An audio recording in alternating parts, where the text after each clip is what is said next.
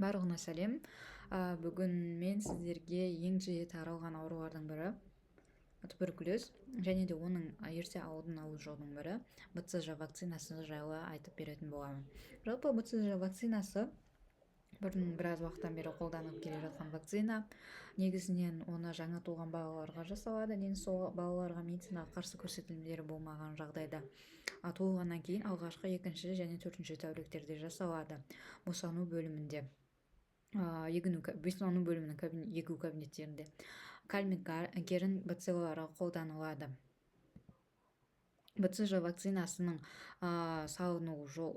вакцинасын салмастан бұрын бірінші ампуланы қарап алу керек болады. Егерде ампулада жапсырманың болмауы немесе оның дұрыс толықтырмауы, жарамдылық мерзімі өтіп кетуі, ампулада жарықтар мен ойықтардың болуы, препараттың физикалық қасиеттерінің, түсінің пішіні және тағы басқалардың өзгеруі, вакцинаға арналған нұсқаулықта көрсетілген мерзімдерде сұйытылған препаратты бөгде қосындарының немесе ерімейтін үлпектердің болуы, бұл кезде вакцинаны қолдануға болмайды. Яғни вакцинаны қолданбастан бұрын ампуланы дұрыс толық тексеріп алу керек. Мұнда БЦЖ вакцинасының жасалу техникасы көрсетілген. БЦЖ вакцинасы сол жақ иықтың бетінің жоғарғы және ортаңғыш темір бөлігіне салады. Өздеріңіздің қолдарыңыздың сол жағын қарайтын болсаңыздар, сол жерде кішкентай тыртық бар. Яғни ол БЦЖ вакцинасын салғаннан кейін туберкулездің микобактерияларының казиозды некрозды ірің бөлінеді. Бұл қауіпті емес. Казиозды некрозды іріңнен кейін сол жерде тыртық қалады. Бірнеше күннен кейін ол іріңді жағдай өзі кетеді. Бұрындары 80 жылдарға дейін адамдарға оспаға қарсы вакцина оң қолға салған, ал БЦЖ вакцинасын сол қолға салған. Сол себепті де қазіргі таңда да БЦЖ вакцинасын салу сол қолға жалғасып, сол күйі қалып кетті. Мұнда БЦЖ вакцинасынан кейін қалатын тыртықтың суреті көрсетілген, іріңдер пайда болу кейін тыртық қалады. БЦЖ вакцинасын салудың қарсы көрсетілімдері де бар. Яғни қандай балаларға салуға болмайды.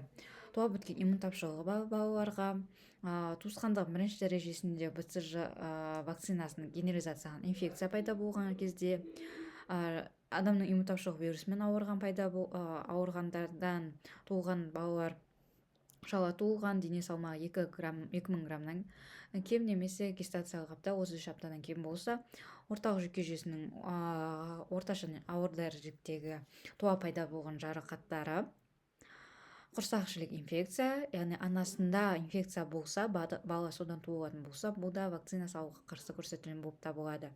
Жаңа туған балалардың гемолитикалық аурулары, субфебрильді температура және де қыз балалардың болуы.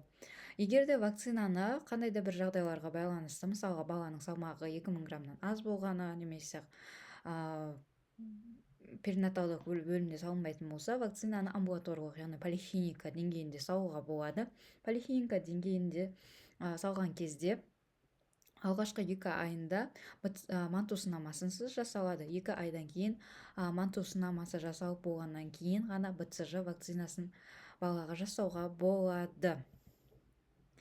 БЦЖ вакцинасын кейін мектепке барар кезде, яғни 6 жаста қайталанады. Бұл кезде манту сынамасын жасап болғаннан кейін ғана жасалады. Манту сынамасы, яғни манту бізге алдындары мектептерде, есімізде болса, қолға салып кететін.